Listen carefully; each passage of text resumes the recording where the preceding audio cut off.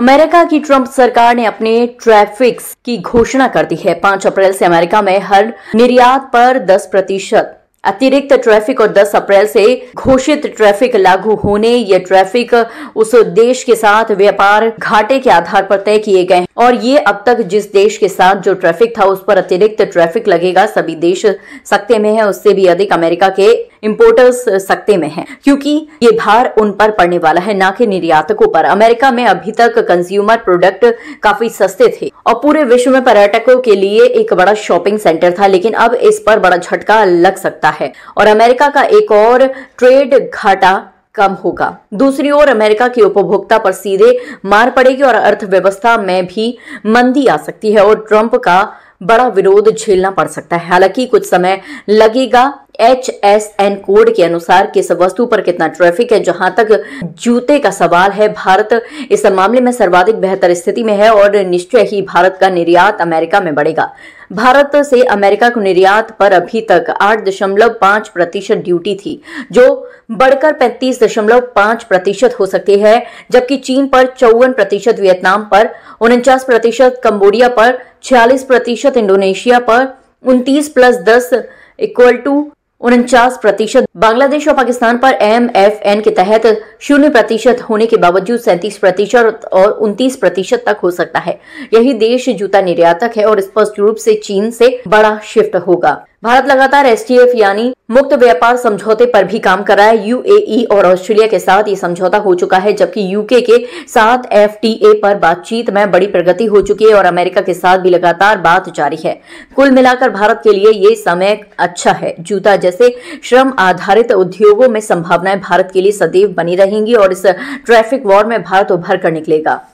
बहुत अच्छी संभावनाएं यहाँ देखने को मिली है और इस बीच एक अच्छी खबर भी आई है कि जो अमेरिका से जो टैरिफ वार चल रही थी, जिस पर चिंतित हम चल रहे थे, उसमें भारत सबसे कम प्रभावित हुआ है और हमारे जो कॉम्पिटिटर देश हैं, चाइना हो, बांग्लादेश हो, वियतनाम हो, इंडोनेशिया हो, वो हमसे बहुत अधिक प्रभावित हैं। संभावना ये है कि भारत का व्यापार बढ़ेगा और आगरा का फुटवियर में बड़ा हिस्सा होगा।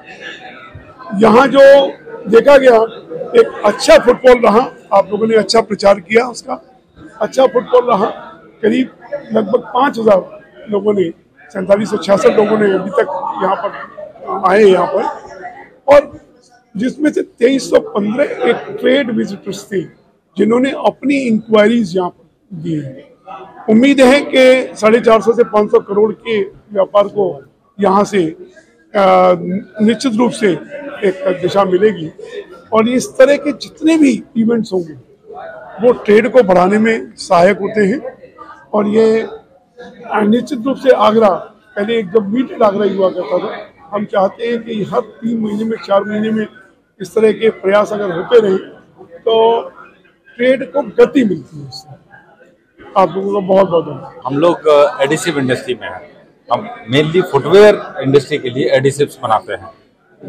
एडिसिव्स की कहानी ये है कि फुटवेयर में, किसी भी जूते में 10 से 15 रुपए का एडिसिव लगता है और 200 रुपए से लेके 5000, 10,000 रुपए तक का एक जोड़ी बनती है। तो एडिसिव बहुत इंपॉर्टेंट पार्ट है।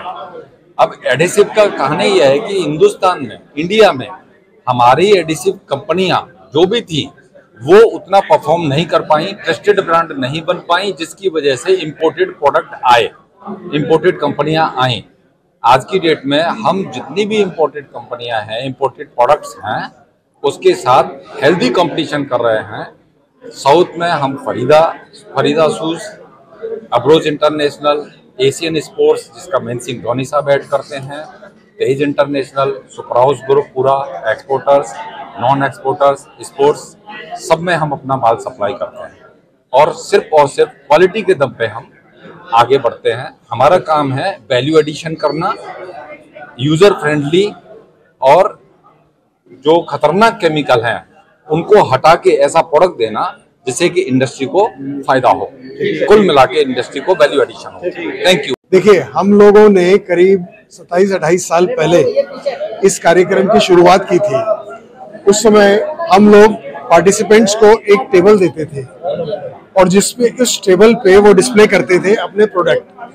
और ये हमारी कोशिश ये रही है कि जो लास्ट पर्सन है, जो एक छोटा से छोटा कंपोनेंट बनाने वाला है, वो अपने प्रोडक्ट बड़े से बड़े शू मैन्युफैक्चरर को डिस्प्ले कर पाए, अपना प्रोडक्ट दिखा पाए और उस लाइन में जो ग्रोथ की भागीदारी है उसमें उसका हिस्सा उसको मिल पाए। उस प्रयास में हम लोग पिछले 28 साल से लगे हुए हैं और ये करीब हमारे करीब 60 शो होने वाले, आई थिंक 57th या 58th शो है जो हमने ये वाला किया है। और हमारे हर शो के अंदर हमारे जो कंपोनेंट मैन्युफैक्चरर हैं पूरे हिंदुस्तान से आते हैं, चेन्नई से आते हैं, कलकत्ता से आते हैं, कानपुर से आते हैं, हर जगह से आते हैं। और देखने के लिए भी जूते वाले आज भी जो लोग आए हैं सिर्फ आगरा से नहीं आए, कानपुर से भी आए हैं और भी बहुत जगह से आए हैं। तो ये लोग जो हैं, हम आज की डेट में इंडस्ट्री में इतना चेंजेस हो गया है। आज से 25 साल पहले कोई भी आता था कंपोनेंट खरीदने के लिए, पहला सवाल यही पूछता था कितने का है। अब ये नहीं, अब ये इतना चेंज हो गया है, एक एक स्पेसिफिकेशन, प्रॉपर्टीज उसके बारे में डिस्कस करते हैं, प्राइसेस एक सेकेंडरी आइटम हो जाता है। तो ज्यादा दूर नहीं है, हम लोग पूरे दुनिया के अंदर, हम लोग जूते के अंदर अग्रणी, विश्व के अग्रणी रहेंगे, नंबर 1 जूते के अंदर बहुत जल्दी पहुंचने वाले हैं। हमने एक प्रेजेंटेशन भी दिया है सरकार को। मेक इन इंडिया को हम आगे बढ़ाते हैं, मेक इन इंडिया की जगह क्रिएट इन इंडिया करते हैं। आज की डेट में हमारे पास में टेक्नोलॉजी, हिंदुस्तान की बात कर रहा हूँ, किसी भी चीज में टेक्नोलॉजी की, तकनीक की हमारे पास में कोई कमी नहीं है।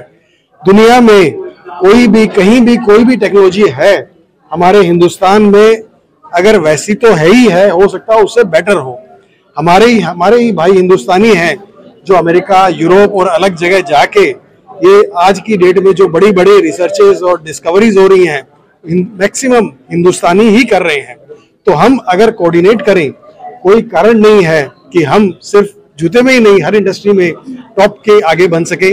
तो मिनिस्ट्री ऑफ कॉमर्स में हमने ये बोला है कि आप एक इनोवेशन सेंटर बनाइए जिसके अंदर FDDI हो, निफ्ट हो, बड़े बड़े इंस्टीट्यूट्स हो जैसे IIT हो गए और ये प्लास्टिक इंस्टीट्यूट्स हो गए, CLRI हो गई। अगर वो सब मिलके अगर कुछ डिजाइनिंग करेंगे तो हम क्रिएट इन इंडिया में बहुत आगे बढ़ सकते हैं।